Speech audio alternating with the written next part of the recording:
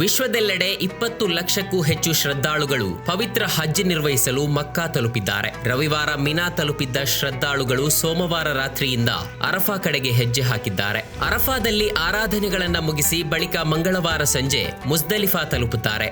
ರಾತ್ರಿ ಅಲ್ಲೇ ತಂಗುತ್ತಾರೆ. ಮುಜ್ದಲಿಫಾದ ಮರುಭೂಮಿಯಲ್ಲಿ ಲಕ್ಷಾಂತರ ಜನರು ಬರೀ ನೆಲದಲ್ಲಿ ಮಲಗಿರುವ ದೃಶ್ಯ ಪ್ರತಿ ವರ್ಷ ಜಾಗತಿಕವಾಗಿ ವೈರಲ್ ಆಗುತ್ತೆ. ಹಜ್ನಲ್ಲಿ ಬಹುಚರ್ಚಿತ ಒಂದು ಆಚರಣೆ ಈ ಮುಜ್ದಲಿಫಾದಲ್ಲಿ ತಂಗುವಿಕೆ.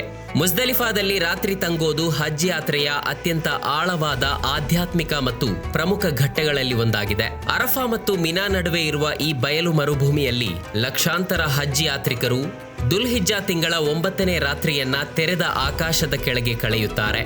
ಹಜ್ನಲ್ಲಿ ಶ್ರದ್ಧಾಳುಗಳು ಮುಜ್ದಲಿಫಾದಲ್ಲಿ ಏಕೆ ತಂಗಬೇಕು? ಮುಜ್ದಲಿಫಾದಲ್ಲಿ ತಂಗೋದು ಹಜ್ನ ಕಡ್ಡಾಯ ಕಾರ್ಯಗಳಲ್ಲಿ ಒಂದಾಗಿದೆ. ಅರಫಾದಿಂದ ಆರಾಧನೆಗಳನ್ನ ಮುಗಿಸಿ ಸೂರ್ಯಾಸ್ತದ ನಂತರ ಶ್ರದ್ಧಾಳುಗಳು ಮುಜ್ದಲಿಫಾಗೆ ಆಗಮಿಸುತ್ತಾರೆ.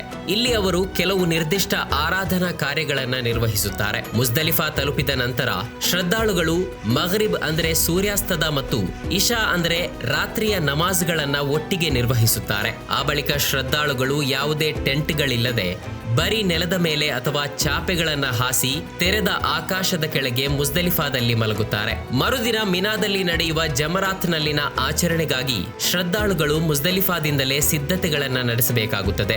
ಮುಂಜಾನೆಯ ಫಜ್ರ್ ನಮಾಜ್ನವರೆಗೆ ಮುಜ್ದಲಿಫಾದಲ್ಲೇ ಇದ್ದು ಜಮರಾತ್ಗಾಗಿ ಮಿನಾಗೆ ತೆರಳುವವರೆಗೂ ಪ್ರಾರ್ಥನೆಯಲ್ಲಿ ನಿರತರಾಗುತ್ತಾರೆ. ಹಜ್ನಲ್ಲಿ ಮುಜ್ದಲಿಫಾ ಅಪಾರವಾದ ಐತಿಹಾಸಿಕ ಮತ್ತು ಆಧ್ಯಾತ್ಮಿಕ ಮಹತ್ವವನ್ನು ಹೊಂದಿದೆ. ಮುಜ್ದಲಿಫಾವನ್ನ ಪವಿತ್ರ ಕುರ್ಆನ್ನಲ್ಲಿ ಅಲ್ ಮಶ್ಅರುಲ್ ಹರಾಮ್ ಅಂದ್ರೆ ಪವಿತ್ರ ಸ್ಮಾರಕ ಎಂದು ಉಲ್ಲೇಖಿಸಲಾಗಿದೆ. ಅರಫಾ ದಿನವು ಪಾಪ ವಿಮೋಚನೆಗಾಗಿ ಕಣ್ಣೀರಿಟ್ಟು ಪ್ರಾರ್ಥಿಸುವ ದಿನವಾಗಿದ್ದರೆ ಮುಜ್ದಲಿಫಾದಲ್ಲಿನ ರಾತ್ರಿ ತಂಗುವಿಕೆ ತಮ್ಮನ್ನು ತಾವು ಆತ್ಮಾವಲೋಕನ ಮಾಡಿಕೊಳ್ಳುವ, ದೇವರಿಗೆ ಕೃತಜ್ಞತೆ ಸಲ್ಲಿಸುವ ಮತ್ತು ಆ ಕ್ಷಮೆಯನ್ನ ಮನಸ್ಸಿನಲ್ಲಿ ದೃಢಪಡಿಸಿಕೊಳ್ಳುವ ರಾತ್ರಿಯಾಗಿದೆ. ಅಲ್ಲಿ ಪ್ರಪಂಚದ ಎಲ್ಲಾ ಆಸ್ತಿ, ಅಂತಸ್ತು, ಐಶ್ವರ್ಯಗಳು ಸಂಪೂರ್ಣವಾಗಿ ಅಳಿಸಿ ಹೋಗುತ್ತೆ. ರಾಜರು, ಕೋಟ್ಯಾಧಿಪತಿಗಳು ಮತ್ತು ವಿದ್ವಾಂಸರು ಅತ್ಯಂತ ಬಡ ಶ್ರದ್ಧಾಳುಗಳ ಪಕ್ಕದಲ್ಲೇ ನೆಲದ ಮೇಲೆ ಮಲಗುತ್ತಾರೆ. ಎಲ್ಲರೂ ಒಂದೇ ರೀತಿಯ ಬಿಳಿ ವಸ್ತ್ರವನ್ನ ಧರಿಸುತ್ತಾರೆ. ಒಂದೇ ಆಕಾಶದ ಕೆಳಗೆ ಇರುತ್ತಾರೆ. ಮನುಷ್ಯರು ಸೃಷ್ಟಿಸಿಕೊಂಡ ಜಾತಿ, ಹಣ, ಅಂತಸ್ತಿನ ಭೇದಗಳಿಗೆ ಯಾವುದೇ ಬೆಲೆ ಇಲ್ಲ ಎಂಬುದಕ್ಕೆ ಇದು ಪ್ರಬಲ ಸಂದೇಶವಾಗಿದೆ. ಮನುಷ್ಯ ತನ್ನ ಐಷಾರಾಮಿಯ ಹಾಸಿಗೆ, ಮನೆ ಮತ್ತು ಸಂಪತ್ತನ್ನ ತೊರೆದು ಕೇವಲ ತನ್ನ ಕರ್ಮಗಳೊಂದಿಗೆ ದೇವರ ಮುಂದೆ ಹೇಗೆ ನಿಲ್ಲಬೇಕು ಎಂಬುದನ್ನ ಇದು ನೆನಪಿಸುತ್ತದೆ ಎಂದು ಹೇಳಲಾಗುತ್ತದೆ. ಮುಜ್ದಲಿಫಾದ ಕತ್ತಲಿನಲ್ಲಿ ಕಲ್ಲುಗಳನ್ನ ಸಂಗ್ರಹಿಸೋದು ಮನಸ್ಸಿನೊಳಗೆ ಆಧ್ಯಾತ್ಮಿಕ ಸಂಘರ್ಷಕ್ಕೆ ತನ್ನನ್ನು ತಾನು ಸಿದ್ಧಪಡಿಸಿಕೊಳ್ಳುವುದನ್ನ ಸೂಚಿಸುತ್ತದೆ.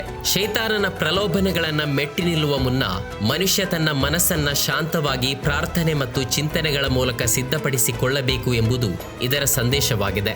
ಲಕ್ಷಾಂತರ ಜನರು ಒಂದೇ ಕಡೆ ಜಮಾಯಿಸಿದ್ದರೂ ಮುಜ್ದಲಿಫಾದ ವಾತಾವರಣವು ಅತ್ಯಂತ ಶಾಂತಿಯುತವಾಗಿರುತ್ತೆ. ನಿಜವಾದ ಶಾಂತಿ ಮತ್ತು ನೆಮ್ಮದಿ ಭೌತಿಕ ಸೌಕರ್ಯಗಳಿಂದ ಬರೋದಿಲ್ಲ, ಬದಲಿಗೆ ದೇವರಿಗೆ ಶರಣಾಗೋದ್ರಿಂದ ಮತ್ತು ಅವನ ಸ್ಮರಣೆಯಿಂದ ಮಾತ್ರ ಸಿಗುತ್ತೆ ಎಂಬುದನ್ನ ಇದು ಕಲಿಸುತ್ತದೆ. ನಮ್ಮ ಕಾರ್ಯಕ್ರಮಗಳನ್ನ ನೀವು ನೋಡ್ತಾ ಇದ್ರೆ ನಮ್ಮ ಚಾನೆಲ್ ಅನ್ನ ಸಬ್ಸ್ಕ್ರೈಬ್ ಮಾಡಿ, ಪಕ್ಕದ ಬೆಲ್ ಐಕಾನ್ ಒತ್ತಿ ನಮ್ಮನ್ನ ಬೆಂಬಲಿಸಿ. ಹಾಗೆ ನಮ್ಮ ಕಾರ್ಯಕ್ರಮಗಳನ್ನ ಲೈಕ್ ಮಾಡಿ, ಕಮೆಂಟ್ ಮಾಡಿ, ಅದನ್ನ ಬೇರೆಯವರಿಗೂ ವಾಟ್ಸ್ಆಪ್ ಮೂಲಕ ಶೇರ್ ಮಾಡಿ. ನೀವು ಹೀಗೆ ಮಾಡಿದಾಗ ನಮ್ಮ ಚಾನೆಲ್ ಇನ್ನಷ್ಟು ಮತ್ತಷ್ಟು ಜನರಿಗೆ ತಲುಪಲು ನೀವು ನಮ್ಮೊಂದಿಗೆ ಸಹಕರಿಸಿದ ಹಾಗಾಗುತ್ತೆ. ಇದು ನೀವು ಯಾವುದೇ ಖರ್ಚಿಲ್ಲದೆ ಕೆಲವೇ ಸೆಕೆಂಡುಗಳಲ್ಲಿ ನೀಡಬಹುದಾದ ಸಹಕಾರ. ಧನ್ಯವಾದಗಳು.